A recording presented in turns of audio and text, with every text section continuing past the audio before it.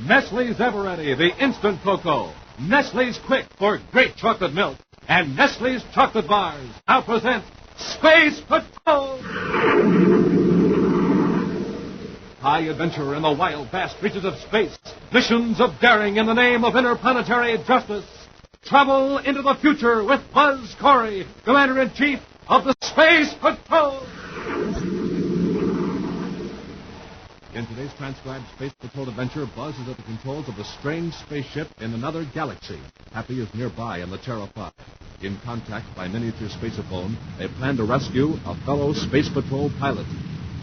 That enemy ship is gaining on Northfield, Commander. If I pulled ahead now, maybe I could throw him off. No, Happy. He'd get you and Northfield both. I'd stand a better chance than you because I'm in an enemy ship. Hey, that's great. Hey, he'll think you're his buddy. Now stick close, Hap, as though the Terra 5 were still captured. Yes, sir. If we can fool that enemy pilot for a few minutes more, we can rescue Northfield.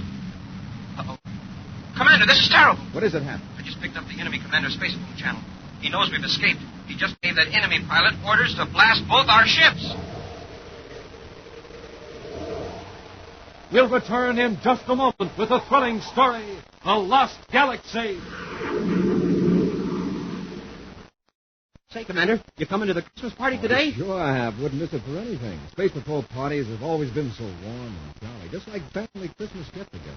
Gee, they certainly are a treat for those of us who don't get to go home. And say, you ought to see what Captain Toothbelt has cooked up for refreshments. I knew you'd be in on that. Well, Chuck, as head of the entertainment committee, I had to be sure everything would be right. And, well, of course, I wanted to help, so, well, let's see. What was I saying now? Oh, yeah.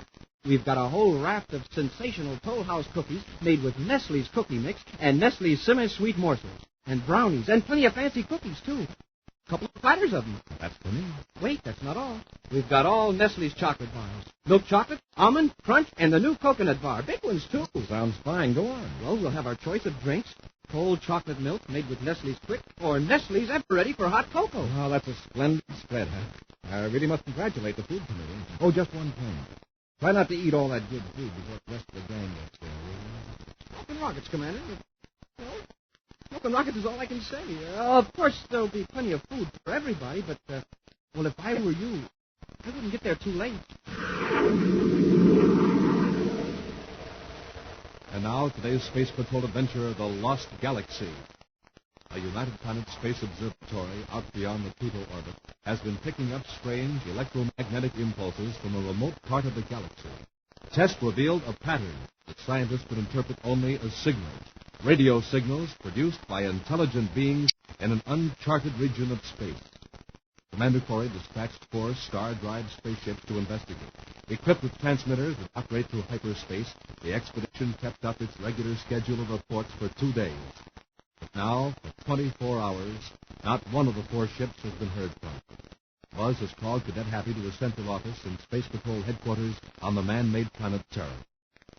Did we finally get word from Expedition Enigma, Commander? No, Hap. Don't worry. The last report was received 24 hours ago from Captain Northfield.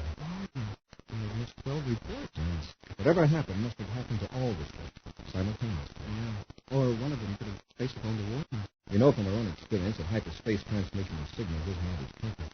Hey, how about that space observatory out there on Pluto? Are they still receiving those mysterious signals? Yes, that proves nothing. Those signals are coming through regular space. Past the point where we last heard from Northfield about 500,000 light years ago. Yeah, that's right. Tell us a thing about what's happening out there now. There's one way to find out. We'll go after them. I'm all for that, sir, but how we know where they are? One thing's certain. We'll be 500,000 light years closer than we are now. Let's go. Now, for the first time in the entire history of the vast Black-Sock star system, an atmosphere of tense excitement pervades the headquarters of the Guardian of the Galaxy. Only Makor, the Guardian, retains his usual calm as he discusses alarming news with his chief aide, Sindrana. You have heard the report, I suppose, Sindrana? Yes, Makor. Can I assume you want me to issue a denial of this preposterous rumor and spread it throughout the galaxy? It is not a rumor. It is fact. Spaceophone conversation in an unknown language have been picked up at several different points. But do you realize what you're saying, Excellency? You are saying that there is intelligent life outside of the Black-Sock star system. Certainly. Isn't that why we have a guardian? There is no danger of attack from inside. Therefore, our function is to be prepared for trouble from outside. But that's just superstition, a fairy tale, a game children play. The idea that Graxon should be attacked... Sendrana, are you accusing me of being the figurehead? No, That this service is a farce, a mockery? no, Major. It's just that for generations there's been no sign of intelligent life anywhere but in Graxon. Just the same. When the signals intercepted, 4 spaceships are moving through our... There isn't much danger. 4 ships couldn't conquer the galaxy. The signals we have picked out may be merely the advance count of a vast fleet of ships. These scouts must be located and destroyed. But their weapons may be far more powerful than ours. A race of beings that could come here from another galaxy. Why, they must surpass us in intelligence. Yes, the way we surpass a toad. Thanks to our far-sighted ancestors who planned our defense 30 generations ago, we won the entire effort. We have so few armed spaceships, and not enough men trained to fly what ship we have. One weapon is already in operation. The electronic signal deflector. If the enemy is already within our galaxy, what good will it do? It will keep him from contacting any of his attack force at a great distance from our solar system. And at a closer distance, the curved signals will confuse the enemy. Our own ships will also be confused. Yes, but to a lesser degree. Some of our ships have deflection detectors, so they can compensate for the effect. If we work fast and efficiently, we can rid ourselves of the intruder. I shall be glad to offer my services in any way. You will take a starship and blast off immediately to a point near to the perimeter of our galaxy. Now, here are your detailed orders. Meantime, Buzz and Happy and the Terra 5 have emerged from Star Drive at the approximate point where Captain Norfield gave his last report. While Happy carefully watches the viewscopes, Buzz makes repeated attempts to contact the missing Space Patrol ships. Men to Corey aboard Terra 5, calling all units of Expedition Enigma. Corey to all units of Expedition Enigma. No sighting jet, Commander. Ships may be out of range, Hap. Probably still heading toward the interior of the galaxy. And on top of that, they're spreading out in different directions. My guess is they wanted to Star Drive again so they could reach the source of those signals a lot quicker. Yeah. And when they came out, something happened before they could space them back to Terra. Try once more and look in the Star Drive. Men to Corey aboard Terra 5, calling units of Expedition Enigma. Give me some sort of signal if you can as I call your names. Lieutenant Beaker. Lieutenant Stitter. Lieutenant Marsden. Captain Norfield. Norfield here, Commander. Inland Comets at last. Well, it's good to hear your voice, Captain. Are you in trouble? No, outside of being a trifle lost. What about the other boys? I haven't heard from any of them for several hours, Commander. After we found out they had trouble making contact by spacephone. Have you been making your reports to Terra? Yes, sir. 2-hour intervals. Haven't they been received? Our last contact with you was your 1,600-hour report yesterday. I haven't heard any space patrol signals since that time either, until now. Whatever the interference was, it's okay now. Reading you fine, just as clear as if you were in this galaxy. Norfield, I am in the galaxy. Happy and I blasted off to see what had happened to you. Well, now that you're here, sir, I can tell you this. It's good to have company. Something is wrong, Norfield. It's my instruments, Commander. The astrogation bank especially. They're out of adjustment. That's one of the reasons I lost contact with the other ships. What was the last contact? With Lieutenant Stitter, sir. He said he had sighted a planet that looked pretty good and he was going to investigate it. Why, pretty good. Did he mean he was receiving those mysterious signals from it? I assumed he meant that, Commander, that being the purpose of the expedition. Right then he faded out. After that, I noticed that my spacephone fix on Stitter didn't check with my astrogation instrument. This is serious, Norfield. If your astrogation instruments are off, you can't plot a hyperspace vector for a return to Terra. And at this 500,000 light-year distance, the error could be tremendous. Yes, I know. I've been trying to locate the trouble. Well, hold your present vector. We'll follow your spacephone signal until we pick you up on our viewscope. Very good, sir. We've got to correct those instruments of yours, Captain. Put on your ID signal and we'll write it in.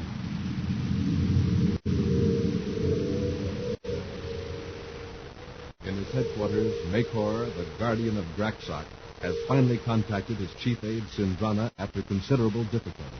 I've been trying to contact you. What have you been up to? Sorry, Excellency. It's these deflection fields. They're playing havoc with communications. Have you located any of the enemy ships?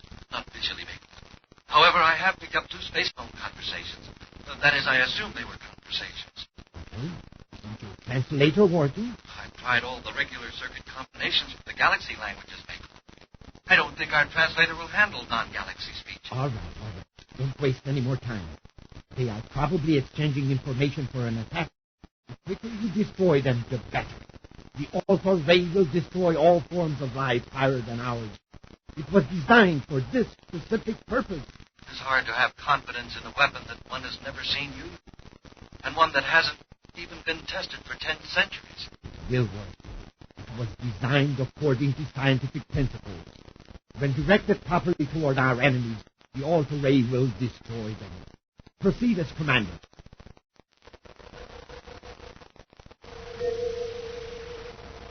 With Captain Northfield's identification signals sounding in their spaceophone receiver, Buzz and Happy speed to contact their fellow space patroller. Hey, what's happening to the signal? We're getting closer to Northfield, so we should be coming in stronger. There's a strange drift operating here, huh? Electromagnetic drift. We'll hold this back, but maybe it'll clear up again. Commander, the view scope. There's a ship. Good. Apparently the drift isn't affecting the view scope frequency.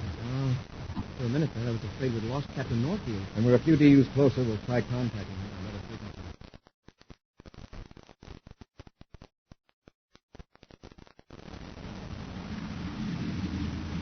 Captain's transmitter must have failed completely, sir. As close as we are to his ship, we surely ought to Hap. be able to... That's not a space patrol ship. Hey, it sure is. But then what ship is it? Probably a patrol ship from this galaxy investigating us. Put on the frequency scan. See if we can pick up a signal from him. I'll put in a translator. Right, sir.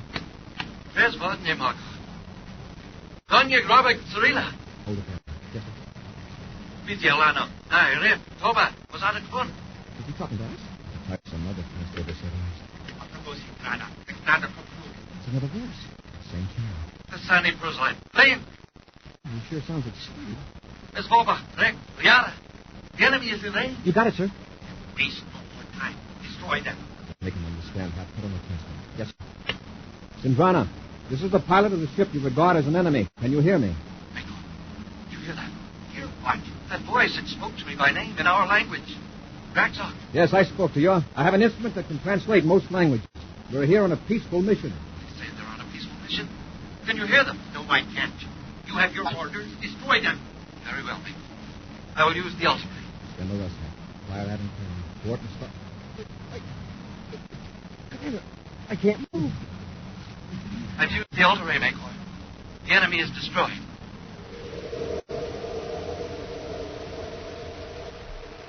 We'll return to Space Patrol in just a moment. Say, Dad, let's go around and see Captain Toothbell and see how the Christmas party's coming along. Hi there, Captain Toothbell. Oh, hi, Tony. Miss Carol asked me to come over and see if there was anything I could do to help her. Well, Tony, it's mighty nice of you to drop in, and Merry Christmas to you. Merry Christmas to you, Captain. This boss has some extra cookies that Carol baked for us. Look, she made lots of Tool House cookies with Nestle's Cookie Mix and Tinny Sweet Morsels. And here are brownies. Oh, boy, and Santa Claus cookies and chocolate pinwheels. Gee, it makes me hungry just to think about it. Can I have another? Hey, easy there, Tony. Let's not eat up the whole party before it starts. Okay. Say, I hope you've got plenty of Nestle's chocolate bars. Why, sure thing. See, this whole basket's full of milk chocolate, almond, crunch, and the new Nestle's coconut bar. How's that? Out of this universe. I'm glad you got the big size. What's to drink? Plenty of milk in the thermo freeze and plenty of Nestle's Quick, so we can make all the delicious chocolate milk you can drink. And a big supply of Nestle's Ever-Ready Cocoa for all those who want something hot. Smoking rocket. If this party isn't the greatest, well, it ought to be super cosmic. Well, Tony, I certainly hope so. The gang's been looking forward to Christmas and our little celebration. But right now, we better get the presents sorted and piled up. Now, no fair peeking. I'll see you at the party later. Boy, you can bet on that. I'll be the first through the door. I want to be sure Hap doesn't beat me to the refreshments. And now, back to our Space Patrol adventure, The Lost Galaxy. Buzz and Happy are in a remote galaxy to find 4 lost Space Patrol ships. Fearing an invasion, the Guardian of the Galaxy dispatched his chief aide, Sindrana, to destroy every strange ship encountered. Using his electronic translator, Buzz was able to establish contact with Sindrana. Despite the commander's protest that he was on a peaceful mission, Sindrana discharged a weapon that for centuries has been kept in readiness for a possible invader. Confident that he's destroyed his enemy, Cindrana reports to Makor, guardian of the Graxox star system. The enemy ship is continuing its original course, Makor. Have you changed your course, Sandrana? Yes, as a test. The ship is not attempting to follow me. Therefore, its pilot and other occupants, if any, have been eliminated by the Ultra Ray. Well, then board it. By studying the controls, you will probably be able to cut off its power. Then it can be easily brought to our main spaceport. Very good. I'll board this ship. Be very careful. Be sure the seal is tight around the airlock before you enter. But I'll be using a spacesuit. Of course you will. But I want to preserve the air within their ship. It will tell us about the type of worlds they come from. There may be a period when I'll be out of contact with you. The space phone in my spacesuit isn't powerful enough to reach your headquarters. Then simply relay it to your ship transmitter. Now hurry. Get aboard that enemy ship. Meantime, Buzz and Happy lie motionless on the deck of the Terra 5, just as they fell when Cindrana discharged the Ultra Ray. Moments pass. Then a slight movement, a twitch of Happy's fingers. Now the commander's eyelids flicker.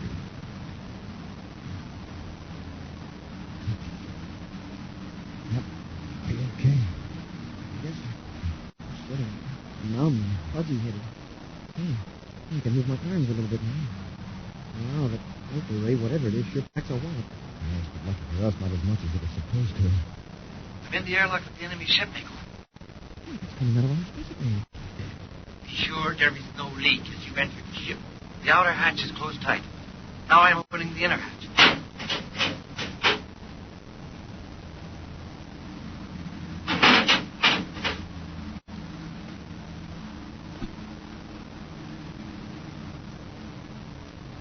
Makor, What is the matter?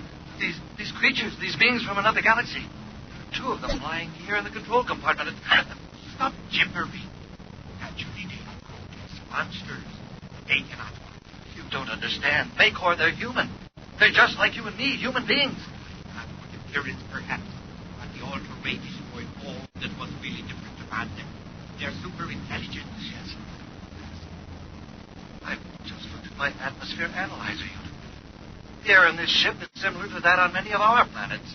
I'm going to take a chance and lift my helmet facepiece.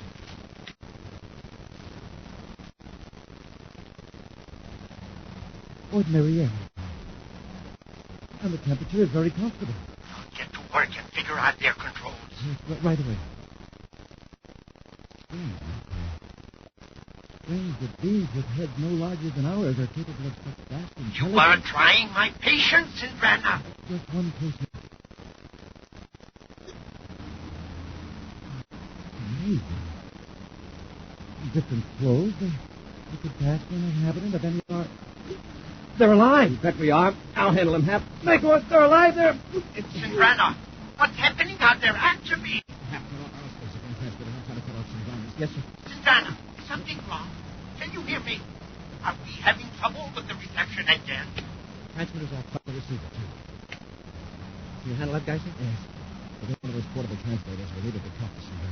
Okay, Commander. While I'm talking to him, you try to pick up that ID signal from Captain Norfield's ship. Right, sir. Hey, here's the miniature translator, sir. I'll adjust it for you. And that's the reading for the big job on the control panel. Hold still, you. Clip it to my belt. I'll explain things to Cindrana. You'd better hurry. He's half out of his mind with terror. It should work now, sir. Thank you. Now listen, Cindrana. Calm it down. You won't get hurt. I'll let you go now. But don't try anything. We have weapons here that are a little more effective than your Ultra Ray. Understand? I understand. I came here to rescue 4 scout ships on a scientific mission. Our scientists picked up spaceophone signals from your galaxy. They sent out an expedition to find out where they came from. I see you don't believe me. It's the truth. Anyway, the expedition's reports were cut off. Apparently, there's some sort of interference originating in this galaxy. Then our deflecting field is successful. You can't contact your invasion fleet. Deflecting field? Yes. Electromagnetic waves, including spacephone signals, are slightly bent. And between galaxies, the error would be enormous. Yeah, it's like playing billiards with a bent cue on a warped table. Really?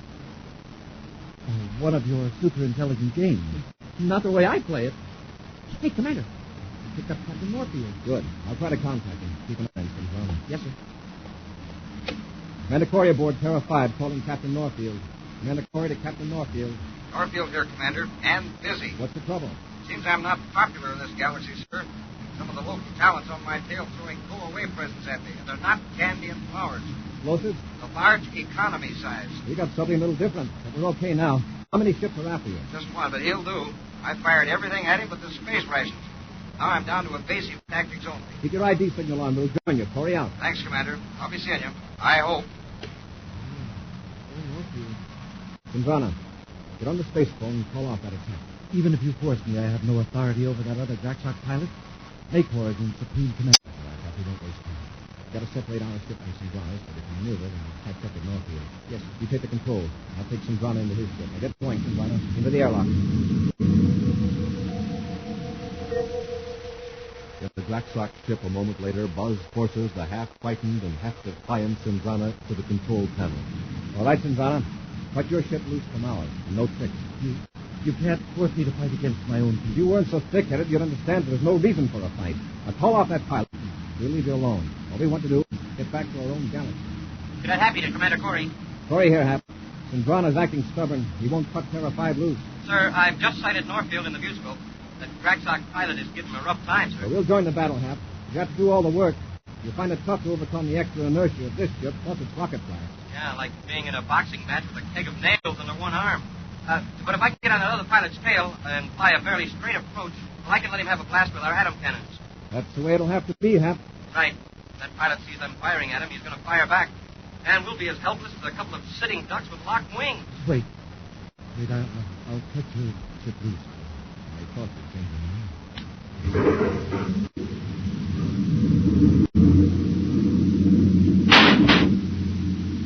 There. The ship was separated. But I won't join the fight. Hap, you're free. The Terra 5 is on its own now. Commander, the enemy ship is gaining on Norfield. If I pulled ahead now, maybe I could draw him off. No, Hap. We'd get you and Norfield both. I'd stand a better chance because I'm in one of the Jacksock ships. Hey, that's great. Now stick close, Hap, as though the Terra 5 was still captured. Yes, sir. Yeah, if we can keep that guy fooled for a few minutes more, we can rescue Norfield. Uh-oh. Hey, Commander, this is terrible. What is it, Happy? I just picked up the enemy commander's spacephone channel. He knows we've escaped. He just gave that enemy pilot orders to blast both our ships. We heard that, Sindrana. You're in for it. Let me take this ship away from here. If you run out, Happy will have to blow up that other ship. The pilot is with your own galaxy. Don't you want to save him? He has his orders for Maycor. Now, look. Just stun him with your ultimate. The way you did Happy and me, it won't hurt him. It'll save his life. You can tell Maycor it was an accident. Commander, shall I go after that Jacksock pilot? Fire some bracket shots around him to get him off Norfield. I'm going to try to operate the ultra-ray myself. You can't do it. Even with your superior intelligence, a theory I'm beginning to doubt. Let's go, you Sindrana. Let's see. This control might be right. No, second.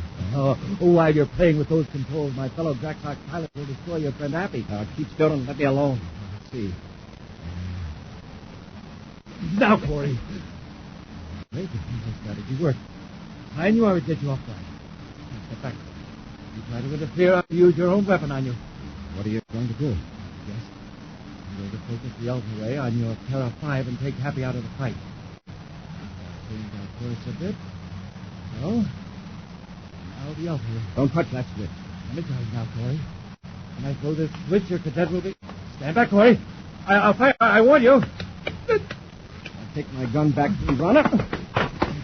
I forgot to tell you the safety design. The gun won't fire unless you press this lock. Like this. Let me take the gun away from you. Okay, Jim. I'm going to find out how the ultra-ray works. So I'll let you see. Commander, Sindrana's pal is firing at us. Shall I let him have it? No, Hap. This ultra-ray will take care of him. Stay where you are, Sindrana. This will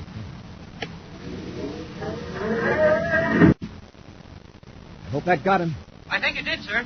He was using evasive action all over space, and now he's on a straight vector. Keep an eye on him, Hap. Sindrana, call Maycor. What for? Get on that space phone and tell him what happened to his pilot. I'll tell him. Chief Aide Sindrana calling Maycor, guardian of Jackson. Maycor to former Chief Aide Sindrana. Boy, had you. It wasn't my fault. The ultra ray is a failure. Not quite, Maycor. You took care of your other assassin. What? What's that, Sindrana? One of the invaders. He turned the ultra ray and my ship on our other pilot. Yes, and right now he's unconscious and headed out of the galaxy. If you want to save him, you'd better listen to reason. Use the ultra ray on one of our people? Barbaric! You invader! We're not invaders. All we want to do is get out of your galaxy and return home. Now cut off your electromagnetic deflectors so we can set an accurate vector on our star drive. If I cut off the deflectors, your whole attack force will stream into our galaxy. We don't have an attack force, but suppose we did. Suppose we took a chance and got home with your two men, Sindrana and that pilot. We'd know the secret of your deflectors, your ships, and all your defenses. If I do cut the deflectors, We'll give Sindrana a chance to rescue that other pilot. We can bring both your ships safely back to base. Please, Excellency. Do as he says. all right, Corey. I'll order the deflectors cut off. Fine. Happy, are you with us? Yes, sir. Sindrana and I will overtake that other ship at Maycause. Now cut off the translators. Someone may be listening. Yes, sir. All clear, sir. Trail me to the other ship. I know a few rope tricks that'll keep Sindrana and his pal from using their altar rays and space cannon until we're on our way in Terra 5. Yes, sir. We've got a job to do before we return to Terra. We've got to find those other 3 ships of the expedition. Captain Norfield, Commander. Pardon my interrupting, but can I get in on this project? Now, it's back to Terra for you, Norfield. Hap and I can handle it. I don't doubt that, Commander. Thanks for saving my life. And I want to include Cadet Happy in on that, too. We'll see you on Terra, Captain. Hap and I have got a few chores to do. Good luck, Commander. Norfield out. Say, Commander, something's been bothering me. I feel sort of insulted. Insulted? How? Well, about that Ultra Ray. It's supposed to destroy intelligent people. And it only stunned us. I guess we must be pretty dumb. Well, think of it this way, huh? Would you have felt any better if the Alta Ray had proved you were a genius? Gee, no. I wouldn't be around to feel anything. I guess sometimes it's smart to be stupid. An action preview of next week's exciting Space Patrol adventure in just a moment. Jingle bells, jingle all the way. Oh, what fun it is to ride in a one-horse open sleigh. Jingle bells, jingle all the way. Oh, what fun it is to ride in a one-horse open sleigh. Hey, that's pretty good. Say, Hap, Dick, Carol, Robbie, Tony, everybody. It was a wonderful party and the best Christmas day we've ever had. The presents, entertainment, and Nestle's refreshments, it couldn't have been better. I want to thank one and all. Now I'd like to make a little speech. And this is serious, Jane. To all our radio friends, I'd like to wish the very happiest of Christmases. We're real glad to have had you with us at our party today, and we hope you'll be around for lots more parties to come. And I'd like to add a word from the Nestle Company, which sends its sincerest wishes for a merry and warm Christmas to all of its friends from coast to coast. Have a wonderful day. And now, a preview of next week's exciting Space Patrol adventure. Claus and Happy have landed on a strange planet in a remote galaxy. In their spacesuits, they've boarded a stranded spaceship to rescue a fellow space patroller. Claus carries the wounded pilot into the airlock. Open the outer hatch, Hap. Yes, sir. Hey, what's that sound? Take a look outside.